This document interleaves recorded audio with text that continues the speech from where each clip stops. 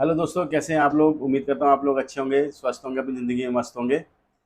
तो दोस्तों, आज के वीडियो में जो है हम बात करने वाले हैं लैपटॉप रिपेयरिंग में बड़े ही कॉमन फॉल्ट की। तो कॉमन फॉल्ट क्या है दोस्तों, कई बार क्या होगा अपने लैपटॉप पे जब अपने जो है यूएसबी लगाते हैं, यूएसबी कनेक्ट करते हैं, तो वहाँ पे जो है स्क्रीन पे नॉट रिकग्नाइज का ऑप्शन आता है, यानी कि हमारा यूएसबी कनेक्ट नहीं होता है।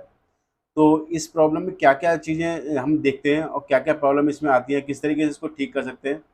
तो सॉफ्टवेयर और हार्डवेयर दोनों ही को देखेंगे इस वीडियो में। तो दोस्तों, इस वीडियो में पूरा मैं आपको कंफर्म कराऊंगा कि अगर इसमें हार्डवेयर की प्रॉब्लम है तो आपको कैसे फाइंड आउट करना है कि क्या प्रॉब्लम है और इसको रिपेयर कैसे करना है। ठीक है, तो दोनों ही चीज़ मैं आपको बताने वाला हूँ।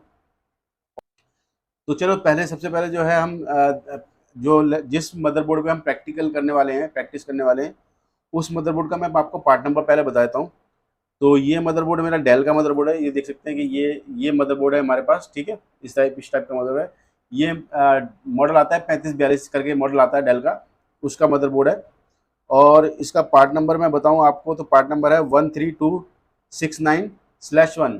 ठीक है, अगर चाहो तो आप भी जो अपने कंप्यूटर पे जो है इसका स्कीमेटिक डाउनलोड करके मेरे साथ प्रैक्टिस कर सकते हो।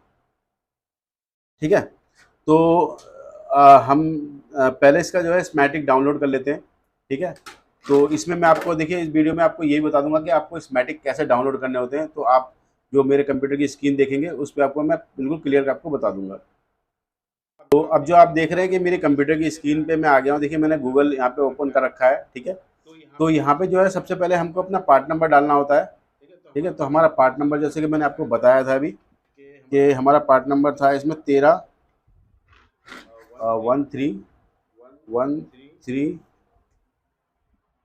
13269/1। ठीक है, तो ये पार्ट नंबर आप देख रहे हैं, ये मैंने पार्ट नंबर डाल दिया है। तो इसका आप बायोस भी, स्मैटिक और बोर्ड भी तीनों ही डाउनलोड कर सकते हैं। तो हम यहाँ फिलहाल स्मैटिक डाउनलोड करेंगे। तो यहाँ देख सकते हैं कि नीचे यहाँ पे स्मैटिक का ऑप्शन दे रहा है, तो मैंने यहाँ पे इसको क्लिक कर दिया। ठीक है, स्मैटिक क्लिक कर दिया तो यहाँ पे देखिए सबसे पहले विनफिक्स की साइड आ रही है। तो अगर आपके पास विनफिक्स का सब्सक्रिप्शन है तो आप यहाँ से लोड कर सकते हैं। अदरवाइज जो फ्री साइड होती है, आप फ्री साइड से भी लोड कर सकते हैं। देखिए यहाँ पर जो है हमारी फ्री साइड है, ये अली सेलर है, यहाँ पे हमें फ्री में मिल जाएगा ये। तो चलिए हम इसको क्लिक कर लेते हैं। तो ये मैंने क्लिक कर दिया इसको, और क्लिक करने का देखिए इस तरीके से एक और हमारा ये विंडो खुल गया है। यहाँ पे एक पेज और खुल गया है। तो अब देखिए यहाँ पे जो इसका स्कीमेटिक ये दिखा रहा है। ठीक है, तो और नीचे करेंगे तो जैसे मैंने बताया था आपको कि डेल इंस्पिरॉन 153542 ये इसका। ठीक है, जो मॉडल नंबर आता है डेल का, वो ये मॉडल नंबर होता है। ठीक है, विस्ट्रॉन का ये मदरबोर्ड है और इसका पार्ट नंबर देख सकते हैं मदरबोर्ड का, ये लिखा हुआ है। ठीक है, तो आप इस तरीके से इसको डाउनलोड कर सकते हैं। तो डाउनलोड करने के लिए देखिए हम थोड़ा सा और नीचे आएंगे इसको। तो ये जो ग्रीन वाला बटन है हमारा, जो ग्रीन वाला ऑप्शन आ रहा है यहाँ पे, तो हमें इसको क्लिक कर देना है। तो ये लीजिए, हमने इसको क्लिक कर दिया। भाई देखिए डाउनलोड का ऑप्शन यहाँ पे दे रखा है ये वाला, तो इसको क्लिक कर देना है।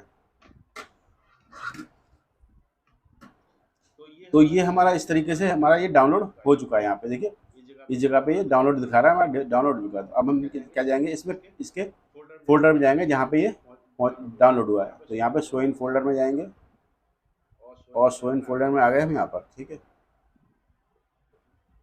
तो शो इन फोल्डर में देखिए हम यहाँ पे आ गए हैं। ये जो डाउनलोड का फोल्डर है उसके अंदर ये आ गया है। तो इसको हम इसको खोल लेंगे। तो राइट क्लिक करेंगे इसको और ओपन विथ करके आपको आपको जो है इस पर खोलना। देखिए पीडीएफ एक्सचेंजर, तो जो सॉफ्टवेयर जो मैं पीडीएफ के लिए यूज़ करता हूँ वो है पीडीएफ एक्सचेंजर। तो आप चाहें तो इसी एप्लीकेशन को अपने कंप्यूटर में डाउनलोड करके इंस्टॉल कर सकते हैं। काफ़ी अच्छा है, काफ़ी यूज़फुल है। तो मैं इसी पे काम करता हूँ, तो काफ़ी मुझे अच्छा लगता है इस पे काम करना। तो चलिए, हमने यहाँ पे जो है इस मदरबोर्ड को खोल लिया है। ठीक है, तो अब क्या करना है दोस्तों हमें, तो देखो हमने इसका जो है स्कीमेटिक इस मदरबोर्ड का डाउनलोड कर लिया। ठीक है, तो उससे पहले दोस्तों हम पहले देख लेते हैं कि अगर हमारा सॉफ्टवेयर से रिलेटेड इशू है तो हम इसको कैसे सॉर्ट आउट कर सकते हैं। तो देखो सबसे पहले क्या करेंगे, हम जब पेन ड्राइव लगाते हैं तो हमारा कॉर्नर पे जो राइट साइड कॉर्नर पे लिखा आता है कि यूएसबी नॉट रिकॉग्नाइज्ड। ठीक है, तो ये प्रॉब्लम जो है सॉफ्टवेयर से रिलेटेड भी होती है और हार्डवेयर से रिलेटेड भी होती है। तो सॉफ्टवेयर से रिलेटेड में प्रॉब्लम में आप देखिए सबसे पहले क्या करेंगे, आपने जो हमारा दिस पीसी था उसके मैनेज में जाएंगे। मैनेज में जाने के बाद हम जाएंगे अपने डिवाइस मैनेजर में। तो ये देखिए यहाँ पे हम डिवाइस मैनेजर आ गए हैं। ठीक है, डिवाइस मैनेजर में आने के बाद क्या होता है कि कई बार क्या होता है, हमारे जो यूएसबी के ड्राइवर हैं वो प्रॉब्लम कर रहे होते हैं। तो हमें क्या करना होता है कि हमारे जो ये ड्राइवर हैं, ठीक है, generic driver, USB hub driver, ये इस तरीके के ड्राइवर जो है हमारे, हमें क्या करना होता है, इनको जो है अनइंस्टॉल करके दोबारा इंस्टॉल करना होता है। जैसे कि हम किसी भी ड्राइवर को अगर हमें यहाँ पे अनइंस्टॉल करना है किसी भी डिवाइस को, तो उस पर ला के कर्सर उसको राइट क्लिक करेंगे, और तो यहाँ पे देखिए अपडेट का ऑप्शन आ रहा है, डिसेबल का ऑप्शन आ रहा है और अनइंस्टॉल का ऑप्शन आ रहा है। तो हमें क्या करना है, इसको सिंपली अनइंस्टॉल करना है और इसको अनइंस्टॉल कर देना है। ठीक है, तो अभी अनइंस्टॉल हो चुका है। ठीक है, इसी तरीके से हमें जो भी यहाँ पर हमारे जो डिवाइस हैं, अगर हमें किसी भी डिवाइस को मान लीजिए कि हमारा कैमरा वगैरह कुछ दिक्कत कर रहा है, या फिर कोई और डिवाइस है, नेटवर्क अडेप्टर है, ठीक है, अगर इनमें से कोई हमें अगर कुछ करना है, तो क्या करना, सिंपली हमें इसको राइट क्लिक करना और इसको अनइंस्टॉल कर देना होता है।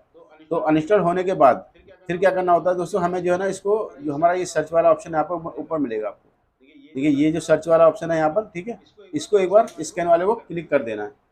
तो स्कैन वाला क्लिक कर देंगे तो क्या होगा कि जो हमने इसको अनइंस्टॉल किया था, जो भी ड्राइवर, वो उसको दोबारा से इंस्टॉल कर लेगा। ठीक है, तो अगर इस ड्राइवर जो हमने अभी देखा है ड्राइवर करके, अगर इससे भी हमारी प्रॉब्लम सॉल्व नहीं हो रही है, तो एक तरीका ये है कि आप पेन ड्राइव लीजिए, अपनी बूटेबल पेन ड्राइव होती है विंडो की पेन ड्राइव, उसको अपने कंप्यूटर में लगा करके फिर वहाँ से पेन ड्राइव को बूट करा के देख सकते हो कि पेन ड्राइव बूट हो रही है कि नहीं। अगर पेन ड्राइव बूट हो रही है तो हम मान सकते हैं कि हमारा विंडोज़ में दिक्कत है, तो सिंपल विंडो इंस्टॉल कर लेना है, तो उसमें ही प्रॉब्लम सॉल्व हो जाएगी। तो चलो अब मान लेते हैं कि हमारा जो प्रॉब्लम है वो हार्डवेयर से है। तो हार्डवेयर में हमें क्या क्या फाइंड आउट करना है, किस तरीके से इसको डायग्नोस करना है फॉल्ट को, तो वो देख लेते हैं। तो देखो, सबसे पहले हम बात कर लेते हैं कि यूएसबी काम कैसे करता है। ठीक है, देखो यूएसबी के ऊपर हमारी 4 पिन होती हैं। ठीक है, 4 पिन में से एक प्लस सप्लाई की होती है, एक नेगेटिव सप्लाई की होती है, और 2 होती है डाटा लाइन। ठीक है, तो अब हमारे लैपटॉप में क्या प्रॉब्लम हो सकती है, तो देखो लैपटॉप में प्रॉब्लम हो सकती है अगर हमारा मान लीजिए 5 वोल्ट की सप्लाई जो यूएसबी ऑपरेट के लिए होती है, अगर 5 वोल्ट की सप्लाई हमारी डेड हो गई है, तो क्या होगा कि हमारा यूएसबी किसी तरीके से कनेक्ट भी नहीं होगा। हमारा जैसे हम पेन ड्राइव लगाएंगे तो कुछ शो नहीं करेगा। जैसे कि आपने देखा होगा कई बार नॉट रिकॉग्नाइज का ऑप्शन आता है, तो शायद वो ऑप्शन भी नहीं आएगा अगर 5 वोल्ट की सप्लाई हमारी डेड है। तो दोस्तों, अगर हमारा प्रॉब्लम सॉफ्टवेयर से सॉल्व नहीं होता है, ठीक है, हार्डवेयर की दिक्कत है, तो हार्डवेयर को कैसे फाइंड आउट करना है, कैसे डायग्नोस करना है, तो चलो अब वो देख लेते हैं। तो इसके लिए मैं सीधा ले चलता हूँ आपको अपने स्कीमेटिक के ऊपर। ठीक है, तो अब जो आप देख रहे हो, देखो स्क्रीन पे हमारा स्कीमेटिक हमने खोल लिया यहाँ पर। तो स्कीमेटिक खोलने के बाद दोस्तों हमें क्या करना है, हमारा यूएसबी पोर्ट को हमें फाइंड आउट करना है। तो यहाँ पे यूएसबी का पोर्ट का पार्ट नंबर क्या है देख लेते हैं एक बार, तो लोकेशन नंबर क्या है। ठीक है, तो लोकेशन नंबर यहाँ पे है USB 1, तो यहाँ लिखेंगे USB 1। ठीक है, तो ये देखो, तो ये वाला पॉइंट हमारा दिखा रहा है USB 1 का। ठीक है, तो मैं इसको थोड़ा जूम इन कर देता हूँ, ठीक है, ताकि मैं सही से आपको समझा सकूँ। तो लो जी, तो USB 1 का जो हमारा पोर्ट है वो 3.0 का पोर्ट है। तो चलो यहाँ पे हम समझ लेते हैं कि ये कैसे काम कर रहा है। तो यहाँ पे देख सकते हो दोस्तों, यहाँ पे जो आपको पिन नंबर 1 दिखाई दे रही है, ठीक है, वो हमारी जो पिन है वो हमारी जो 5 वोल्ट सप्लाई की पिन है, यानी कि जो 5 वोल्ट हमारा VCC आएगा यहाँ पे, तो वो इस पिन नंबर 1 पे आएगा। उसके बाद जो हम देखते हैं अपना ग्राउंड पिन, तो ये देख सकते हो कि ग्राउंड पिन जो हमारा पिन नंबर 4 दिखाई दे रहा है, तो यहाँ पे 4 हो गया, 7 हो गया, 11 हो गया, ये हमारी पिन में ग्राउंड है। जैसे तो नॉर्मली जो हमारे USB के ऊपर 4 पिन होती हैं, 4 पिन में एक 5 वोल्ट की होती है, एक ग्राउंड होती है, और दो डाटा लाइन होती है। और अगर 3.0 देख रहे हो तो उसमें 4 पिनें तो अलग होंगी, और उसके साथ जो 5 पिनें एक अलग भी होंगी। ठीक है, तो ये वाला पोर्ट जो है हमारा 3.0 का है। तो मैं आपको सिंपली जो है 2.0 पे समझा देता हूँ। ठीक है, तो ये लो जी, तो USB 2, तो यहाँ पे आपको समझाना बड़ा आसान हो जाएगा, क्योंकि 3.0 पे समझाऊंगा तो यार बहुत ज़्यादा वहाँ कन्फ्यूज जाएगी, क्योंकि वहाँ पिनें बहुत सारी हैं। तो बेसिकली कि मुझे सिर्फ आपको समझाना है ये USB का फॉल्ट आपको कैसे क्लियर करना है। तो देखो, सबसे पहले हम क्या करेंगे, जो हमारा USB का प्रॉब्लम आ रहा है, तो हमें 5 वोल्ट की सप्लाई चेक करनी है, जो कि पिन नंबर 1 पे आएगी हमारा। देखिए, ठीक है, 4 पिन होती हैं हमारी, 4 पिनों में से जो साइडों की पिन होती हैं, ठीक है, वो एक 5 वोल्ट की होती है और एक ग्राउंड सप्लाई होती है, और बीच की जो दोनों पिन होती है वो डाटा लाइन होती है। तो हमें क्या करना है, सबसे पहले हमें क्या करना है, हमारा जो 5 वोल्ट की सप्लाई है वो चेक करनी है। तो हमारी पिन नंबर 1 पे अगर 5 वोल्ट की सप्लाई आ रही है, ठीक है, तो ये मान सकते हैं कि हमारा डाटा लाइन में दिक्कत होगी है। ठीक है, तो अगर इस पर 5 वोल्ट की सप्लाई नहीं आ रही है, तो क्या करना है, हमें 5 वोल्ट की सप्लाई चेक करनी है कि 5 वोल्ट की सप्लाई कहाँ से आ रही है। उसके लिए क्या करेंगे हम, कि हमारा जो USB का सिग्नल है इसको हम कॉपी कर लेंगे। तो हमने इसको कॉपी किया, और कॉपी करने के बाद हमने इसको सर्च में डाल दिया यहाँ पे। ठीक है, यहाँ मैं सर्च किया इसको, और सर्च करने के बाद हमने इसको नेक्स्ट किया, तो देखना ये सप्लाई कहाँ पे पहुँच रही है। ठीक है, तो एक यहाँ आ रही है, देखिए यहाँ पे है और यहाँ है। तो यहाँ देख सकते हो कि ये वाली जो सप्लाई है आपको एक आईसी से निकलती है, जो यूएसबी सप्लाई के लिए एक आईसी लगती है वहाँ से निकलती है। तो वो सप्लाई देखिए आईसी यहाँ पर है, ये आपको दिखाई दे रही है यहाँ पे 3503, ठीक है।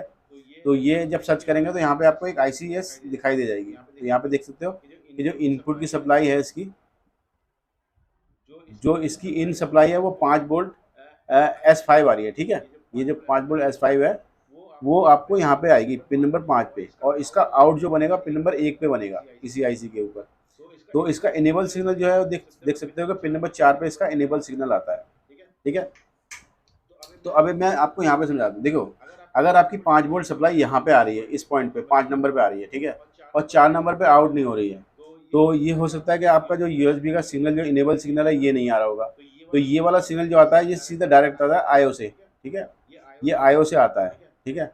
तो अगर ये नहीं आ रहा है तो आपको आईओ पे एक बार चेक कर लेना है कि वहाँ पे 5 वोल्ट बन रहा है कि वहाँ 3 वोल्ट का सिग्नल वहाँ बन रहा है कि नहीं बन रहा है, ठीक है। अगर मान लो जो ये सिग्नल भी आ रहा है और फिर भी अगर आपकी ये जो सप्लाई आउट नहीं कर रही है, तो ये आईसी हो सकता है ख़राब हो गई हो। एक बार क्या होता है कि ये आईसी ठीक होती है, होता क्या है कि हमारा जो पिन नंबर 1 है, जो ये जो वाली सप्लाई है, यहाँ पे शॉर्टिंग होती है, ठीक है। तो ये शॉर्टिंग की वजह से भी क्या होता है, ये सप्लाई को यहाँ पर ड्रॉप करता रहता है, तब भी हमारी ये प्रॉब्लम आती है। तो जब भी आपकी सप्लाई नहीं आ रही है यहाँ पर, तो आपको क्या करना है, सबसे पहले तो अपनी शॉर्टिंग चेक करना है कि यहाँ पे शॉर्टिंग तो नहीं है। अगर शॉर्टिंग नहीं है तो फिर इस आईसी को चेक करना है कि इस आईसी की पिन नंबर 5 पे सप्लाई आ रही है कि नहीं आ रही है। अगर 5 नंबर पर सप्लाई आ रही है, यहाँ नहीं आ रही है और सिग्नल भी आ रहा है, ठीक है, तो ये आईसी रिप्लेस करके देख लेंगे। तो अगर आईसी आपको ईजी मिल जाती है तो अच्छी बात है, और आईसी नहीं मिलती है किसी तरीके से, तो उसका जुगाड़ आप देख लो, ठीक है। तो उसका जुगाड़ ये है कि आपको कुछ नहीं करना है कि ये आईसी जो है आपको उतार के फेंक देनी है, ठीक है। इस आईसी को उतार देना मदरबोर्ड से, और सिंपल जो है ये 5 नंबर पिन से पिन नंबर 1 पर एक जंपर मार देना है यहाँ से डायरेक्ट, ठीक है। पिन नंबर 5 से पिन नंबर 1 पे एक जंपर लगा देना, तो आपका काम उसमें ही बन जाएगा। अगर आपको आईसी नहीं मिल पा रही है, मान लो कि आपके पास कोई मदरबोर्ड आ गया, अभी फिलहाल आप स्टार्टिंग कर रहे हो काम, ठीक है, आप काम नया स्टार्ट कर रहे हो, आपके पास कोई स्क्रैप मदरबोर्ड नहीं है, दूसरा मदरबोर्ड, और कोई मदरबोर्ड आ गया ऐसा आपके पास जिसमें यूएसबी की प्रॉब्लम है, अब क्या करोगे, कहाँ से लाओगे आईसी? बोर्ड तो है नहीं आपके पास, ठीक है, और एक छोटी सी आईसी आप मार्केट में ढूंढोगे तो मिलेगी भी नहीं जल्दी से, ठीक है। तो आपको सिंपल यही जुगाड़ करना है कि अगर आपकी यूएसबी का प्रॉब्लम आ रहा है, 5 वोल्ट की सप्लाई नहीं बन रही है, तो 5 वोल्ट जो है आपको पिन नंबर 5 से डायरेक्ट पिन नंबर 1 पर एक जंपर के थ्रू जोड़ देना है, तो इससे भी आपका काम बन जाएगा, ठीक है। तो ये हो गया हमारे 5 वोल्ट की सप्लाई का प्रॉब्लम सॉल्व, ठीक है। अब लो आ जाते हैं यहाँ पर हम वापस अपने यूएसबी पोर्ट पे, ठीक है।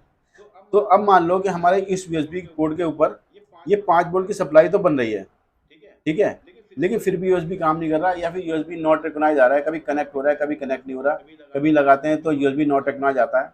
तो वो प्रॉब्लम क्यों आती है?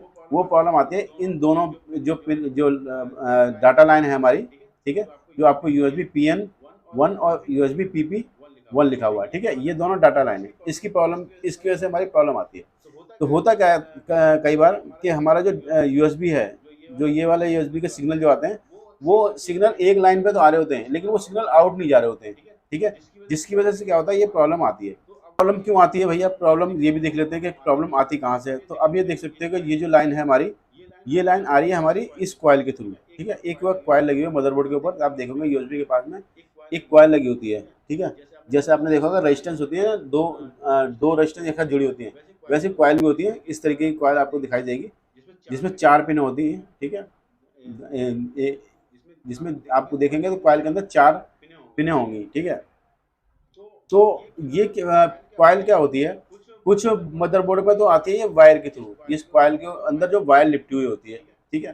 तो वो तो बहुत कम खराब होती है, उसके खराब होने का चांस ना के बराबर है, टूट जाए वो अलग बात है, लेकिन वो खराब नहीं होती है, जिसमें वायर लिपटी होती है, कॉपर की वायर लिपटी होती है कोर के ऊपर, तो वो उस तरीके से बनाई जाती है। और कुछ आती है कार्बन वाली, जो कुछ कॉइल होती है वो कार्बन वाली, कार्बन वाली कॉइल होती है, क्या होता है, वो वीक हो जाती है, जैसे कि उसकी 0 की क्वांटिटी होनी चाहिए, तो लेकिन होता क्या है कि वो क्वांटिटी खोते खोते खोते वो खत्म हो जाती है उसके अंदर, और वो उसकी रेजिस्टेंस टाइप में बन जाता है। या जब चेक करोगे तो हो सकता है आपको 35 किलो ओम की, 20 किलो ओम की, यानी कि वो रेजिस्टेंस की वैल्यू, उस कॉइल की वैल्यू बढ़ जाती है, जिसकी वजह से क्या है, हमारा यूएसबी काम नहीं कर सकता। तो आपको सिंपल क्या करना है, या तो स्क्रैप मदरबोर्ड से दूसरी कॉइल लगा दो। अगर नहीं कॉइल मिलती है तो सिंपल इसमें भी यही करना है कि पिन नंबर 1 से 2 पर, पिन नंबर 4 से 3 पर एक एक जंपर मार देना दोनों साइड पे, ठीक है। तो इस तरीके से अगर जंपर मार दोगे आप तो भी आपका काम बन जाएगा, आपकी यूएसबी काम करने लगेगी, ठीक है। तो ये तरीका है हमारा चेक करने का, इसको करने का। और मैं आपको एक तरीका और बता देता हूँ इस पे आपको चेक करने का, यूएसबी की डाटा लाइन को, कि यूएसबी की डाटा लाइन आपके बीच में दिक्कत कर रही है कि नहीं कर रही है। तो उसके लिए आपको क्या करना है कि अपना जो मल्टीमीटर होता है, मल्टीमीटर को जो है डायोड मोड पर रखना है। डायोड मोड पर रखने के बाद जो है मल्टीमीटर की रेड बोर्ड जो प्रोब होगी, जो पॉजिटिव प्रोब होगी, उसको रखना है ग्राउंड के ऊपर, ठीक है। और जो नेगेटिव वाली काली वाली प्रोब होती है उसको हमें लगाना है इन पे, पिन नंबर 2 पे और पिन नंबर 3 पे, यानी कि यूएसबी की जो बीच वाली पिन होती हैं उस पर आपको चेक करना है। अगर वहाँ पे कंटिन्यू आ रही है और इक्वल आ रही है, दोनों दोनों पॉइंटों पर बराबर आ रही है, तो आपकी डाटा लाइन ठीक है। अगर वहाँ पे कंटिन्यू नहीं आ रही है या फिर ऊपर नीचे है, तो आप मान सकते हो कि जो बीच में ये कॉइल लगी थी ना, ये बीच में ये वाली कॉइल जो लगी थी, ये कॉइल हमारी खराब हो गई है, ठीक है। तो फिर आपको क्या करना है, ये वाली कॉइल चेंज करके चेक कर लेना है, ठीक है।